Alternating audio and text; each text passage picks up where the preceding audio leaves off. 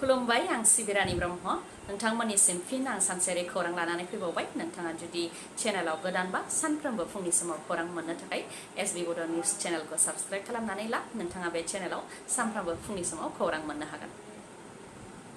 क'क्राझारनि साइ स्टेडियामाव बड'लेण्ड स्पर्ट्स मिट 3.0आ जागायबाय। मैयानि सानाव बिटिसिनि गाहाय प्रमद बर' बिथाङा बड'लेण्ड स्पर्ट्स मिट 3.0खौ बेखेवनानै होबाय, जेराव बिटिआरनि गुबुन गुबुन जायगानि 1200 गेलेगिरिफ्रा बाहागो लादों होननानै फोरमायथिदों प्रमद बर' बिथाङा। लोगोसेनो बिथाङा फोरमायथिबावदों दि एथलेटिक्स अदेबानि खारनाय, बारनाय, गोलाव बारनाय बायदि गेलेनायफोरजों लोगोसे काबादि, भलिबल, फुटबल बायदि गेलेनायाबो बेयाव थागोन। मोनफ्रोमबो जिल्लानिफ्रायनो गेलेनायाव बाहागो लाफैदों होननानै फोरमायथिदों, जेरावनाखि जोंनि गेलेगिरिफ्रा दा नेशनेल बा इन्टारनेशनेल लेभेलावबो गेलेहैनो हाबाय।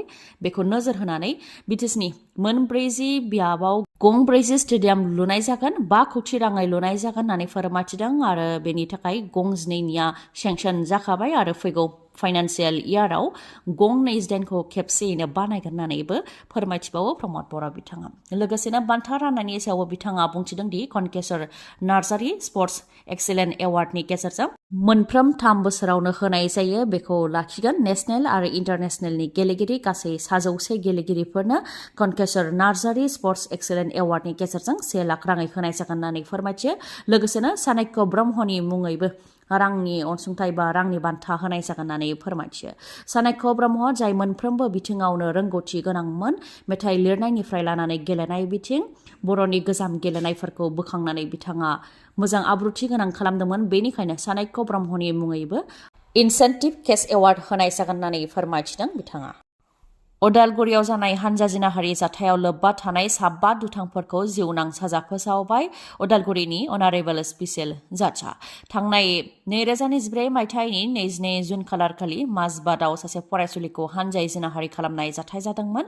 फरायसुलिया माजबाद टाउनाव टिउसन लानानै गावनि न'फारसे गावनि लोगो राज बास्परजों मटर साइकेलाव गाखोनानै फैबाय थानाय समावनो 5 दुथांफोरा लामायाव आवथेनानै माजबादाव थानाय साहा बागानाव लानानै थांदोंमोन। बेयाव हौवाखौ बुनानै गुबुन मोनसे जायगायाव आलदायै दोननानै हिनजावसाखौ साफानि उनाव साफा हानजायै जिनाहारि खालामदोंमोन दुथांफ्रा। गासै 5 दुथांफोरा हानजायै जिनाहारि खालामदोंमोन आरो बे जाथायखौ लानानै 22 जुन खालारखालिनो पुलिस थानायावबो गसर होनाय जादोंमोन। बेनि सायाव बिथा खालामनानै अदालगुरिनि अनारेबल स्पेसियेल जाजआ दायनिगिरिफोरनि हेंथा रायदान फोसावबाय। दायनिगिरि 5 दुथांनि हेंथायै जिउ जोबजासे जोबथेसालियाव थानायनि साजा फोसावनायजों लोगोसे 20,000 राङै जुरिमाना होनो थाखाय फोसावबाय। जिनाहारि खालामग्रा 5 दुथांफोरनि मुङा फारियै अफिजुल आली, मुस्ताक आहमेद, महिदुल इस्लाम, एहसान आहमेद आरो साद्दाम हुसैन। चिरां जिल्लानि बेंटल जांख्रिखां फोथाराव मिरु BPFनि 6थि ट्रेनियेल कनफारेन्सआ मैया जानानै थांबाय। बेनि सानसे सिगां क'क्राझाराव खुंनाय जादोंमोन। हाग्रामा महिलारीजों लोगोसे दुर्गा दास बर' आरो गुबुन गुबुन BPFनि दैदेनगिरि आरो मावथिफोरा मैयानि सानाव चिरां जिल्लानि बेंटल जांख्रिखां फोथाराव बाहागो लादों। बेयाव फैबाय थानाय बिटिसि बिसायख'थियाव BPF दोलोआ देरहायोब्ला मा खामानि मावगोन बेखौ लानानै फोरमायथिदों हाग्रामा महिलारीया। हाग्रामा महिलारीया फोरमायथिदों दि अदालगुरि आरो क'क्राझारनि गेजेराव थांलाय फैलाया गोजान जायो, बेनिखायनो अदालगुरि आरो तामुलपुरनि थाखाय अदालगुरियाव मिनि सेक्रेटारियेट लुनाय जागोन होननानै फोरमायथिदों। लोगोसे मोनफ्रोमबो जिल्लायावनो कचिं सेन्टार लुनाय जागोन आरो मोनफ्रोमबो जिल्लायाव इयुथ फेस्टिभेल अदेबानि लाइमोनफोरनि थाखाय फेस्टिभेल बा फोरबो खुंनाय जागोन होननानैबो फोरमायथियो।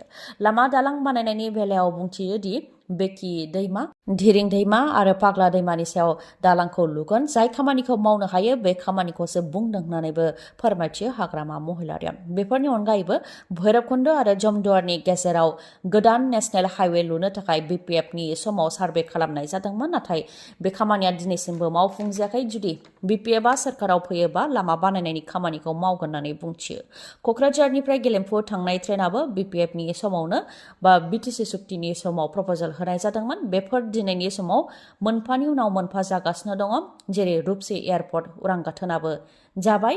बेबायदिनो BPFआ बिटिसिनि पावार एन्ड फांसनखौ लानानै मोनफ्रोमबो बिथिङाव जायखौ खामानि मावनो हायो बेफोरखौ मावलांगोन होननानै बुंथियो हाग्रामा महिलारीया।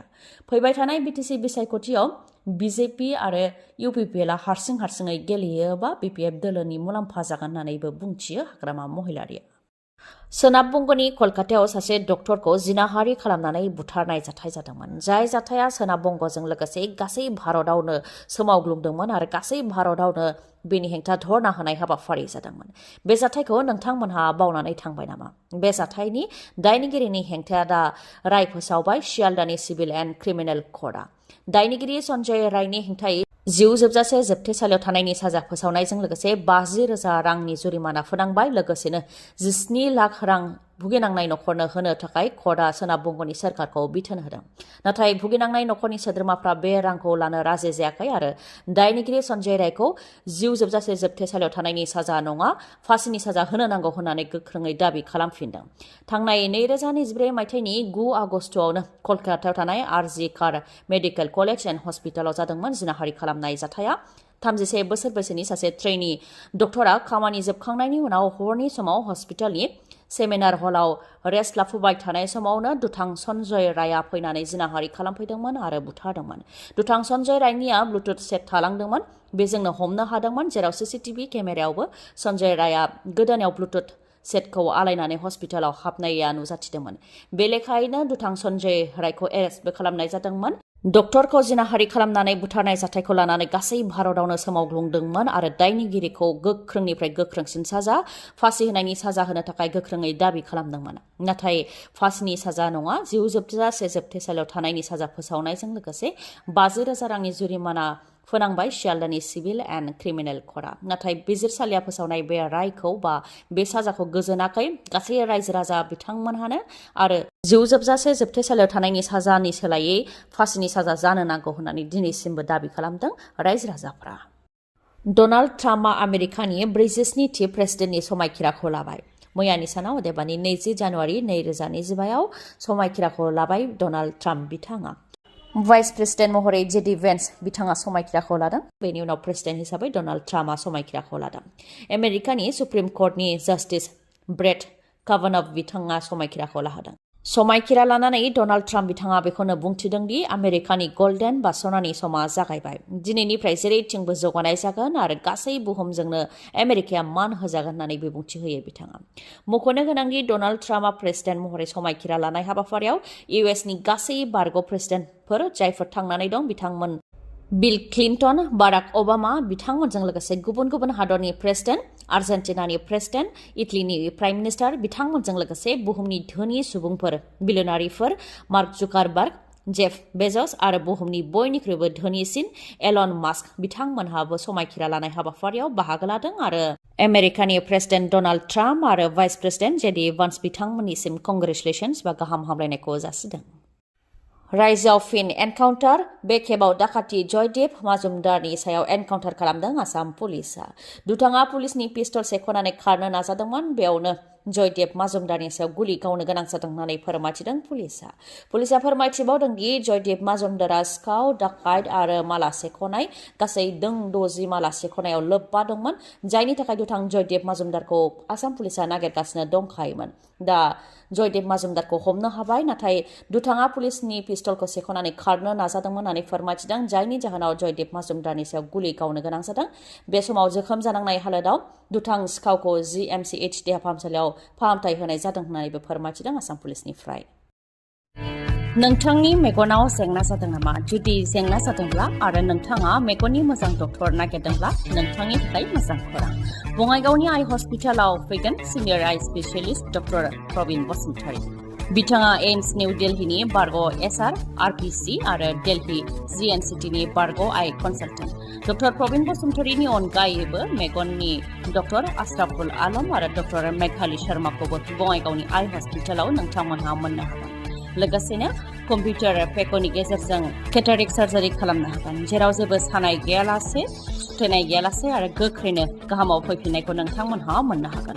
आबुं थङा जाहैबाय बङाइगाव लवार आसाम हस्पिटालनि उल्था दिगाव बास स्टेन्डनि साखाथियाव। फुंनि 10 रिंगानिफ्राय मोनाबिलि 7 रिंगासिम मेगननि डक्टरखौ मोननो हागोन बे बङाइगावनि आइ हस्पिटालाव। माबाफोर सुलुं लानो गोसो दंबावोबा नोंथांमोनहा 6900949900 बे नाम्बाराव खौरां लाहरनो हागोन। गोजोन्थों। खौरांखौ जोबजासे नायनायनि थाखाय गोजोन्थों। नोंथाङा जुदि खौरांखौ मोजां मोनदोंबा अननानै लाइक, कमेन्ट आरो शेयार खालामनो दाबाव। गोजोन्थों।